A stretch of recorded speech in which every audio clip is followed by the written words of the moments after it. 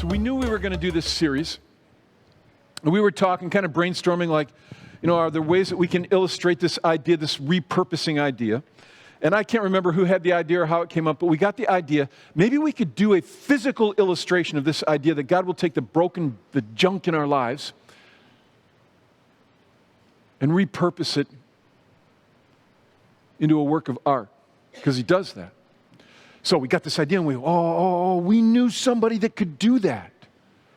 And this is a guy who is very acquainted not only with turning junk into art, but with broken places in life. His name is Lane Cooper, and he's here. I don't know where you're at, Lane, but would you come on up, Lane, right now? Would you all please welcome Lane Cooper to the platform? Come right on up, Lane.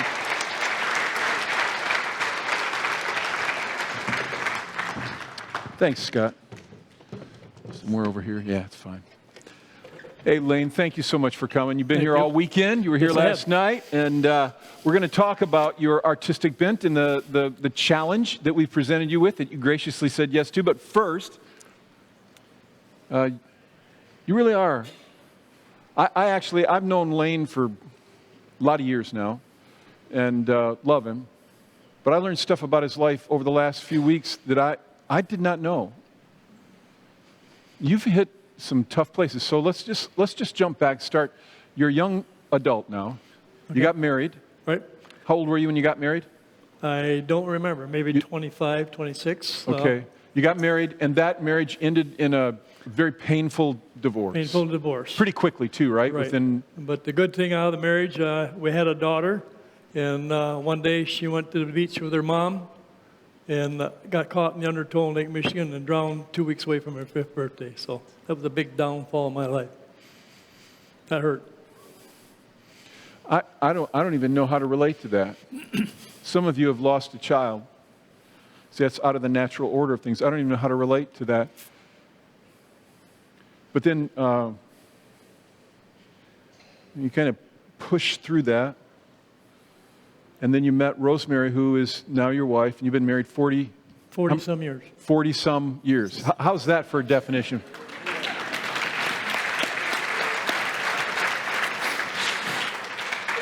If I said that with my wife, I would be in deep trouble, all right? I think it's actually 42, but I'm not sure. But she understands. She understands. Right. That's why they marry us. They understand, I guess. So, you get married a while after that to Rosemary. You guys have a little boy. We have a boy, son, Dustin, born, and marriage is going great. Things are going great. At age 2.5, he developed a brain tumor, neoblastoma brain tumor, and we lost him 2 days after Christmas. So it was another downfall in my life. So it hurt. I said this earlier, but I'm just curious your response. I made the statement, time does not heal all wounds. Would you agree with that? Yes. It's a daily reminder, but I put all my faith into God, so it's the best thing you can do. You still feel pain from those losses. So we could hang there a long time, but I just 2003, you're in a car wreck. Serious car wreck. I ended up with a TBI, traumatic brain injury, at the C1 in the brainstem. Got rear-ended by a semi. So I went from my lifetime then to daily headaches, painful headaches. Like how painful? Terrible. I'd wrap myself up on a blanket and I didn't want to be around anybody or anything. It affected my work. I got dependent on drugs. I was going daily treatments to doctors, pain clinics, nerve blockers, and nothing was working. My life was just spiraling out of control. That's a real bad place. I mean, you've already experienced a lot of brokenness, but now you're at a further brokenness. About 10 years ago, Lane, 10, 12 years ago, somewhere in there, you said, well, what you told me was you've always believed in Jesus and God. Yes, I did. But something happened around 10 years ago that changed. My daughter and son-in-law were attending church here and invited us over here one Sunday for service. So we were bouncing around different churches. I came here, I was impressed by the friendliness of the church. The pastor and his message was great. and it really started to affect me inside. And I think God was starting to take these little broken pieces and start turning them into something beautiful. So it was not only, he wasn't healing me from the outside, I think he was healing me from the inside out. So you begin to, it was kind of like, in a way, you got serious about following Yes, Christ. yes, You I believed did. He existed, but then you got passionate about following Him and Yes, walking I after Him. joined the Have you church seen groups. that change your life? Yes, I'm in the Bible every day. I'm in the church groups out here, guest services, and I love it here at TBC because you people have helped me. And you've seen it affect your marriage? Yes, Your relationships? going good. I'm still learning. Aren't we all, brother? Aren't we all? Fantastic. So you feel like God is taking these broken pieces and... Turn Now, them into something beautiful. And I thank God every day for this vision He's given me. I can take a piece of scrap metal and look at it and say, oh, I can make something. I can make that out of it. And so that's what I'm doing every day. I'm a full-time artist. you're a full-time artist now. Full-time artist, yep. How awesome is that? And I'm also drug-free and pain-free. So Drug-free and pain-free. So, yeah. Yay, God. Yep. God has done this work in your life, and you've always had this artistic bent. And 10 years ago, you'd been painting, doing woodworking stuff, Right. but then you went full time into this, just serious on this, using scrap metal. Scrap all metal. kinds of scraps. Unlimited resources out there. People are throwing it away every day. So, See what you view as junk? He's like, right there. I'm going to do something with that. And I've seen so much of his stuff. We actually have some of it in our home. He's a remarkable artist. And you've been, for the 8 years now, the Art Prize in Grand Rapids, which, by the way, is awesome. You should go. It's just starting this coming week. Wednesday, did you say is when it starts? Wednesday. So he's been in every year. Here's this year's entry, if we could put that up on the screen. This is all made out of scrap metal, right? all scrap metal, All scrap metal. This thing is 8 foot tall. And how much does it weigh? 1,100 pounds. That's a serious Eaton crane right there, I think. It's, Blue Heron crane. so here's what we decided. We were talking about how can we illustrate. So we got this idea, is what if we gave a bunch of junk to Lane and said, make it into a work of art. Repurpose this junk into a work of art. But not just any kind of junk. So guys, if you got that, you can bring that on out. What we're going to do is we're giving him specific art. And actually, for the last 10 years, you've really only been doing metal, right? Metal. But we said, we're going to give you mixed media. He took this challenge on. He's real cocky. He comes to me and he goes, I talked three weeks ago maybe, we talked about it. And he goes, I think I know what I'm doing. And then last night we started bringing this stuff out. And he's going, oh, like that. I wish you could have seen it. It was wonderful. So these things all reflect, really, the idea behind them is they reflect places where there's brokenness in our lives. Like here's one. This is a smashed up bumper from a vehicle. It represents anger, that some people, they just get caught in anger. Anybody been affected by road rage, where somebody flipped you off, somebody was terrible towards you, you know? So one of the guys in our church was telling me last week somebody flipped him off, you know, and then came into church, you know. And I said, I'm sorry, all right? I felt, you know, not really. But anger, it happens. Sometimes you look at yourself in the mirror and you know, you just dropped a piece of glass there. Scott's been destroying this stuff right along, so all weekend. But anyhow, that's kind of a reflection of what happens in people's lives. You look at it and you just, man, you know, there's anger, there's hurt. Well, another big one, of course, is family, right? So family is a huge thing. There's a lot of hurts that come in family. Maybe one of the biggest areas where people struggle, like marriage. And so we got a set of wedding rings for you. Now, these are cheapos, all right? So there's no real diamond in there or anything. But if anybody wants to donate, you know, you can add to it. So we got that. And then some of you have experienced this. You've been betrayed in your marriage. Feels like a knife in your back. And so that's going to be a part of it too. These things all represent broken places in our lives. We've got some other stuff. Now, how many of you would say that you've struggled at one time or another in your life with depression? Would you just be honest about that? A lot of you are too depressed to even say, yeah, that's affected me, but it affects you. And of course, everybody knows that when depression, wreaks havoc in our lives, it causes us to be in bed a lot, to sleep a lot. So we brought out this. This was the best part. When we brought out these bed springs, he got a look on his face like, oh my Lord, how am I going to deal with that?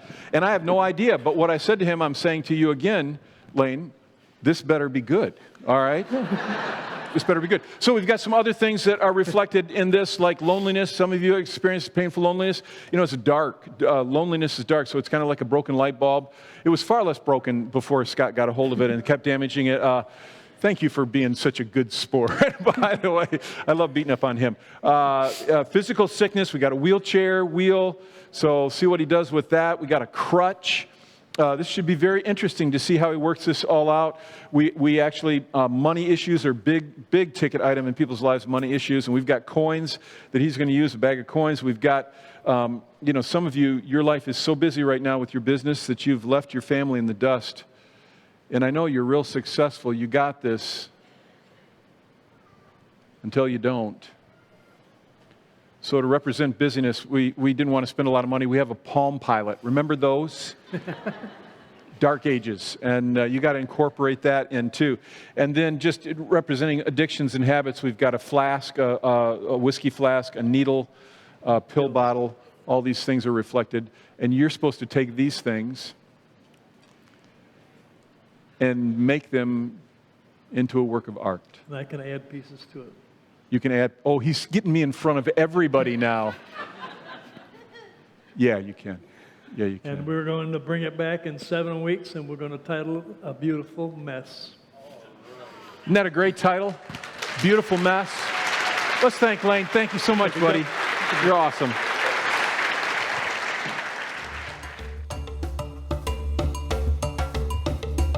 Why don't you welcome Lane as he comes up? Come on, come right on up. And so we gave, and Lane is an artist that works with metal almost exclusively. Straight metal. Yeah, just scrap metal, all that kind of stuff. And that's really pretty much all he uses. And we gave him all kinds of stuff. And what we did that first weekend, some of you may have heard that talk or seen that talk, but we gave him different objects that reflect the brokenness in people's lives. So we gave him like some wedding rings, some like fake wedding rings, and represent the brokenness that can happen in marriage.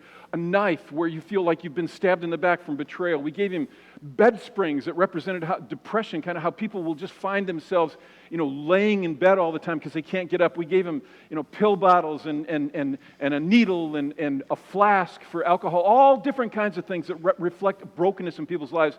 And we said, okay, we want you to take this and we want you to make a piece of art out of this, work a piece of art. And he's been working on that, and we said we'd reveal this on the last weekend.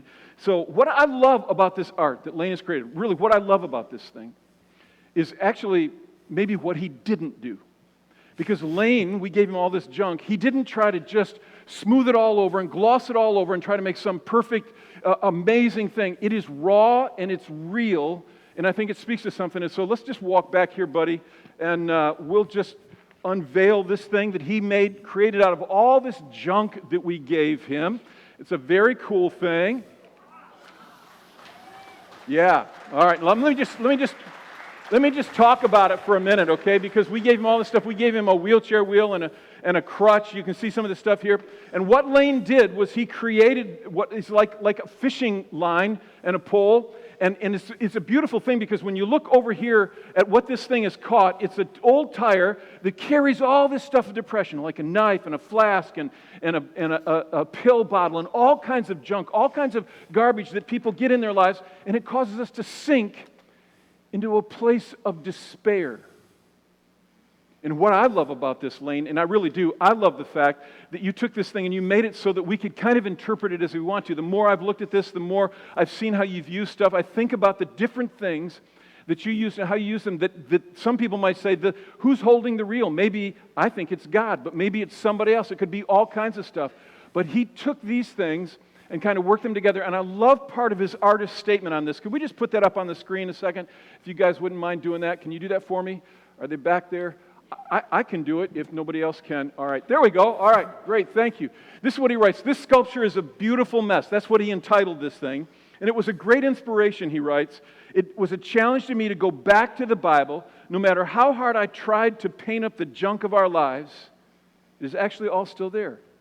And that's true, it is. It takes the Almighty Creator to change it and make something truly beautiful. So Lane, I love this thing, and I know folks will want to get a chance to look at it closer as they can. And can you just talk a little bit about what went in with you making this? Well, this piece came together pretty easy. When I first heard the message, A Beautiful Mess, I thought of a mess of fish. I knew Jeff was mess of fish. So that kind of stuck in my That's mind. how an artist's brain works. You just go, oh, mess of fish, and then... But I went out in my shop and I looked at that wheelchair wheel there, and I thought, my life is spinning out of control. I'm going in circles. I don't know where I'm going. And I looked at the crutch and I said, I can make that into a fishing pole. So that's what I started with, making it into a fishing pole. And the scripture spoke to me in several different ways. It sent a lot of vibes through my body and my brain.